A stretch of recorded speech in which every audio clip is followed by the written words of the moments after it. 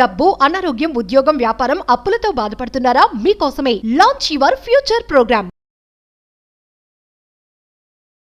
నమస్తే, welcome back to Suman TV. నేను మీ సంజయ్. ఈ రోజు మనతో పాటు ఉన్నారు తెలంగాణ హైకోర్టు అడ్వకేట్ వెంకట్ శెట్టి గారు. సార్తో మాట్లాడి రీసెంట్ గా జరిగిన సూర్యాపేట ఇష్యూ గురించి కొన్ని అప్డేట్స్ తెలుసుకుందాం. నమస్తే సార్. నమస్తే సార్. సార్, రీసెంట్ గా సూర్యాపేటలో జరిగిన ఇష్యూ అందరికీ తెలిసిన విషయమే.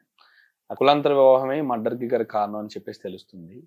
ఈ కేసులో అసలు నిందితులు ఎవరంటారు? అసలు ఈ కేసు ఎంతవరకు వచ్చింది? దీని అప్డేట్ ఏంటంటారు? సో ఎంతవరకు వచ్చింది అని అంటే ఆల్రెడీ రిమాండ్ తీసుకోవడం జరిగింది. అండ్ ఏదైతే మనం లాస్ట్ టైం చూసుకుంటే ఒక 2 days బ్యాక్ ఎవరైతే సూర్యాపేట ఎస్పీ సింగర్ కూడా సో ఈ కేసు గురించి మొత్తం ఎక్స్ప్లెయిన్ చేయడం కూడా జరిగింది. సో ఇక్కడ ఏంటి అంటే వాళ్ళు ఎటువంటి వెపన్స్ యూజ్ చేయకుండా వాళ్ళని చంపేశారనమాట. యాక్చువల్గా ఇది అవ్వడానికి రీజన్ కూడా ఏంటంటే ఓన్లీ కులాంతర వివాహం. బికాజ్ ఎందుకనంటే ఇతను మాలా వర్గానికి చెందిన అబ్బాయి. సో దీనికి ఆగస్టు అంటే ఏదైతే లాస్ట్ ఇయర్ ఆగస్ట్ లో మ్యారేజ్ అయిపోయింది. ఇప్పుడు ఎవరైతే మ్యారేజ్ చేసుకున్న ఆ అమ్మాయి ఎవరైతే మ్యారేజ్ చేసుకున్నాడో ఆమె వాళ్ళ ఫ్రెండ్ వాళ్ళ చెల్లి. సో ఇప్పుడు ఇదంతా ఎవరు చేశారంటే ఈ అమ్మాయి వాళ్ళ అన్న అండ్ వాళ్ళకి 2 అన్నలు అనమాట, 2 అన్న తమ్ముళ్ళు. అండ్ అదే కాకుండా వాళ్ళ ఫాదర్ అండ్ వాళ్ళ నాయనమ్మ. సో వీళ్ళు అందరూ కలిసి ప్లాన్ చేశారనమాట. యాక్చువల్ గా ఈ అమ్మాయి కూడా ఎవరైతే ఆల్రెడీ ఒక కానిస్టేబుల్ పర్సన్ కి మ్యాచింగ్ వచ్చింది. సో మ్యాచింగ్ వచ్చి వాళ్ళు చూసుకోవడానికి వచ్చిన నెక్స్ట్ డే ఈయనతో లేచిపోయి అండ్ వీళ్ళది సూర్యాపేట కూడా కాదు, సూర్యాపేట పక్కన పిల్లలమర్రి అనే విలేజ్. సో వీళ్ళు అక్కడి నుంచి లేచిపోయి సూర్యాపేట టౌన్ కు వచ్చి మ్యారేజ్ చేసుకొని అక్కడే ఒక జాబ్ అనేది చేయడం జరిగింది. సో వాళ్ళు అక్కడనే ఒక హౌస్ తీసుకొని అక్కడే రెంట్ కొనడం కూడా జరిగింది. సో దీని తర్వాత ఏమైంది అని అంటే ఏదైతే వాడిని అటాక్ చేయడానికి చాలా డేస్ నుంచి చూస్తున్నారు. ఆల్రెడీ 3-4 times అటాక్ చేద్దాము అని చెప్పి ప్లాన్ చేయడం జరిగింది. సో అన్ని ఫ్లాప్ అయిపోయినాయి. ఎప్పుడైతే మహేష్ అనే ఒక పర్సన్ ఇన్వాల్వ్ అయ్యి ఏదైతే ఈ బంటి అంటే కృష్ణ అతని పేరు, సో తన్ని బంటి అని పిలుస్తారు అనమాట. సో ఎవరైతే ఈ బంటిని క్లోజ్ అవ్వడం అండ్ అదే కాకుండా ఒక చోటకి నేను తీసుకెళ్తా అని చెప్పి వాళ్ళకి కమిట్మెంట్ ఇచ్చాడు అనమాట. నేను వాళ్ళని తీసుకొస్తా, మీరు ఏం చేసుకుంటారో చేసుకోండి అని. ఎవరిని బంటిని వాళ్ళ అన్న వాళ్ళ దగ్గరికి తీసుకెళ్తా అని చెప్పి. సో వీళ్ళు ఏం చేశారంటే ఒక డీల్ ఉంది, సో ఈవినింగ్ మనం కలుద్దాము అని చెప్పి ఈవినింగ్ టైం ఒక అరౌండ్ 6 o'clock ఆ టైం కి ఒక ఓపెన్ ల్యాండ్ లోకి తీసుకువెళ్ళాడు. సో అక్కడికి వెళ్ళి సిట్టింగ్ వేయడం జరిగింది. సో మందాగుతూ కూర్చొని మాట్లాడడం అట్లా అరౌండ్ ఒక ఎప్పుడైతే కొంచెం డార్క్ అయిపోయిందో అంటే ఒక 8 ఆ టైంకి వీళ్ళు ఎప్పుడైతే ఆయన ఓకే అని చెప్పి వీళ్ళు డిస్కస్ అయ్యే మూమెంట్ కంటే ముందే ఆల్రెడీ ఈ అమ్మాయి వాళ్ళ 2 అన్నలు అక్కడ చెట్లలో కూర్చొని వెయిట్ చేస్తూ ఉన్నారనమాట. కరెక్ట్ సిచ్యువేషన్ చూసి వాడిని చంపేద్దామని. సో ఆల్రెడీ మహేష్ కి ఆల్రెడీ భయం అనేది స్టార్ట్ అయిపోయింది. ఆల్రెడీ ఆ సుఖ్ సింగ్ గారు కూడా ఎక్స్ప్లెయిన్ చేయడం జరిగింది. సో ఆ సిచ్యువేషన్స్ లో వీడు ఎప్పుడైతే బండికి అక్కడ నుంచి అక్కడ ప్రోగ్రామ్ అయిపోయిన తర్వాత ఏదైతే అక్కడ వీళ్ళు కూర్చొని తాగడం ఇదంతా అయిపోయిన తర్వాత ఎప్పుడైతే లేచి బండి ఎక్కుతున్న సిచ్యువేషన్స్ లో బ్యాక్ సైడ్ నుంచి 2 కలిసి వచ్చి అన్న తమ్ముళ్ళు 2 కలిసి వచ్చి గట్టిగా పట్టేసుకొని పిడిగుద్దులతో చంపేశారు. వాళ్ళు ఆల్రెడీ ఒక వెపన్ తీసుకువెళ్లారు. సో ఆ వెపన్ ని కూడా వాళ్ళు యూజ్ చేయలేదు. ఓన్లీ గుద్ది కొట్టి చంపేసి ఈ మహేష్ వీళ్ళ 3 కలిసి చంపేసి వాళ్ళకి ఎట్టికా కార్ లో ఎవరినైతే బంటిని తీసుకుని వెళ్ళి వాళ్ళ నాయనమ్మకి చూపించాడు. సో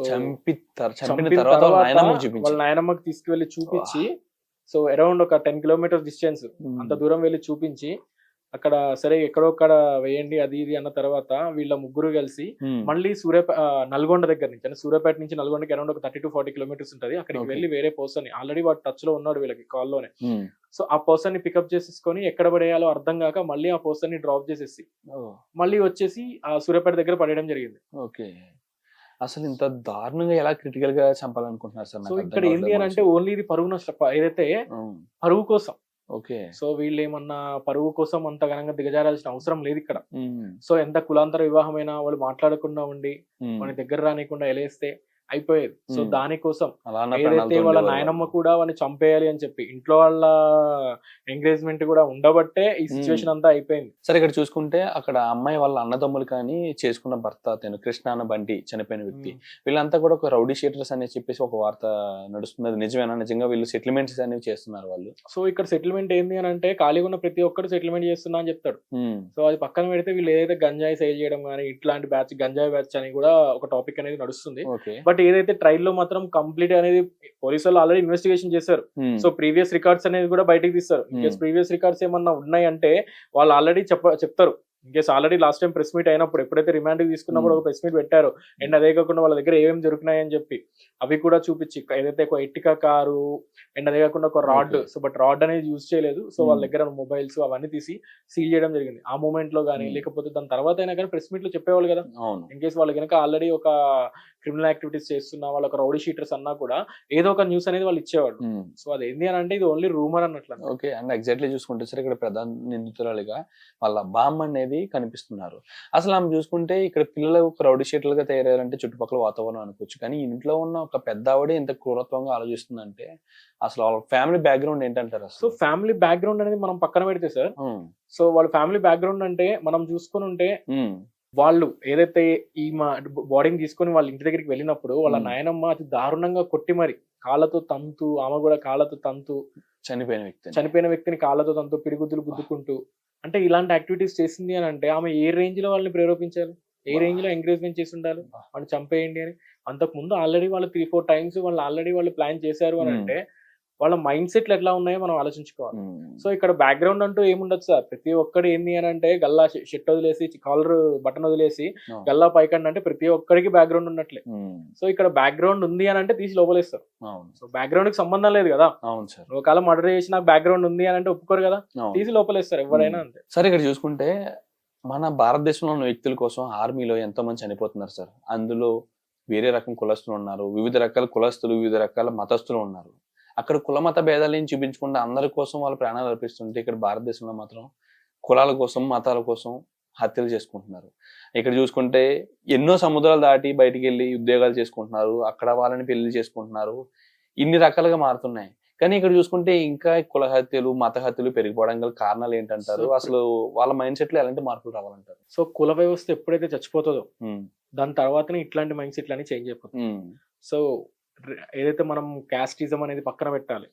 సో మ్యారేజెస్ కి వీటన్నిటిని చూసుకోకూడదు. క్యాస్టిజం అనేది ఎప్పుడైతే చూసుకుంటామో అట్లాంటి సిచ్యువేషన్స్ లో ఇట్లాంటి గొడవలు కానీ అండ్ అదే కాకుండా పరువు నష్ట హత్యలు కానీ ఇట్లాంటి కేసెస్ అనేది పెరిగిపోతాయి. So most of the cases లో చాలా తక్కువైపోయినాయి ఇప్పుడు ఏదైతే పరువు నష్టం కోసం కొట్టుకోవడాలు కానీ అండ్ అదే కాకుండా డిఫరెంట్ టైప్స్ లో మా క్యాస్ట్ అని చెప్పి ఇదంతా కొట్టుకోవడం అనేది కొంచెం తగ్గిపోయినాయి. ఇప్పుడు ఏ పార్టీకి ఏమైందంటే నా ఫ్యాన్ అంటావా అని చెప్పి హీరోస్ కోసం కొట్టుకోవడాలే ఉన్నాయిలే కానీ ఏదైతే ఈ పరువు నష్టం కోసం కొట్టుకునే కేసెస్ అనేవి చాలా తక్కువైపోయినాయి. సో మనం మోస్ట్ ఆఫ్ ద కేసెస్ లో రీసెంట్ కేసెస్ చూసుకుంటే మనం ఓన్లీ ఇది ఇట్లాంటి కేసెస్ చాలా తక్కువ ఉన్నాయి అనమాట. అండ్ ఎగ్జాక్ట్లీ సార్ ఇక్కడ చూసుకుంటే A1 గా బామ్మగారు పెట్టడం జరిగింది అండ్ A2 A3 గా వాళ్ళిద్దరూ కనిపిస్తున్నారు. అదే కాకుండా దీంట్లో వాళ్ళ ఫాదర్ ని కూడా యాడ్ చేశారు అనమాట. ఓకే, సో వాళ్ళ ఫాదర్ కూడా వీళ్ళు వెళ్ళినప్పుడు ఏదైతే డెడ్ బాడీని తీసుకువెళ్ళినప్పుడు వాళ్ళ ఫాదర్ కూడా వాళ్ళకి ఎంకరేజ్మెంట్ చేస్తూ ఎక్కడైనా పడేసే అని చెప్పిన సిచ్యువేషన్ కూడా ఉంది, చెప్పిన సిచ్యువేషన్ కూడా ఉంది. ఓకే సార్, ఎంతమంది ఇన్వాల్వ్ అయ్యారు కదా సార్, ఇందులో ఎవరికి ఎలాంటి శిక్షలు పడే అవకాశం ఉందంటారు? సో ఎవరికైనా కూడా లైఫ్ టైం ఇంప్రిజన్మెంట్ అనేది కంపల్సరీ పడుతుంది సార్.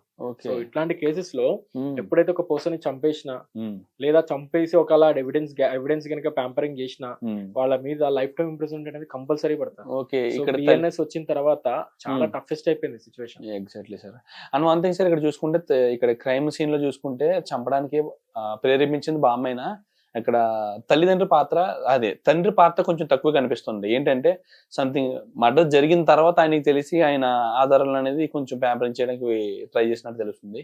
ఆయనకి ఎలాంటి శిక్షలు పడే అవకాశం అంటారు? ఎవరికైనా ఇప్పుడు నువ్వు చంపినందుకు, ఇప్పుడు నల్గొండలో ఎక్కిన పర్సన్ ని, సో ఆ పర్సన్ కి సంబంధం లేదు, A5 తను కూడా వాళ్ళు ప్రేరేపించాడు కదా, అప్పుడే వద్దురా అని చెప్పి అక్కడనే హాస్పిటల్ తీసుకెళ్ళో లేకపోతే ఏదో ఒకటి చేసి ఉంటే ఏదో ఒకటి సెట్ అయిపోయేది, వాడు బయటపడేవాడు. సో వీళ్ళకి అనవసరం. ఇప్పుడు మహేష్ అనే పర్సన్ కి గానీ లేకపోతే నల్గొండలో ఉన్న పర్సన్ కి గానీ తనకి సంబంధం లేదు. పరువు నష్టం కోసం కొట్టుకునేది వాళ్ళు, వాళ్ళ చెల్లిపోయింది కాబట్టి. సో అనవసరంగా వీళ్ళు ఇన్వాల్వ్ అయ్యారు.